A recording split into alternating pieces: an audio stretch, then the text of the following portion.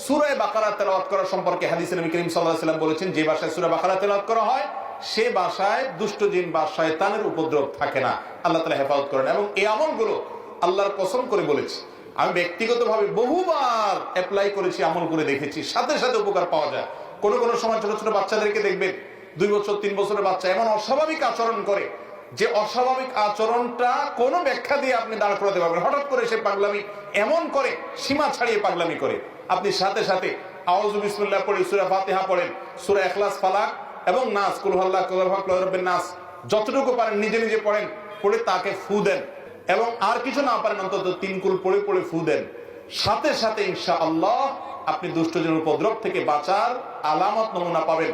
আর কিছু না পারেন সূরা বাকারার তেলাওয়াত, কোরআনে কারীমের তেলাওয়াত অনলাইন থেকে, ইউটিউব থেকে খুঁজে বের করে চালু করে দেন।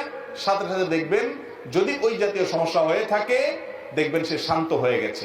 এবং এটাও ব্যক্তিগতভাবে আমি বহুবার আমল করে দেখেছি। অতএব ব্ল্যাক ম্যাজিক এখন ঘরে ঘরে, দুষ্টজনের উপদ্রব এখন ঘরে ঘরে, যারা সাফার করছে তারা জানেন।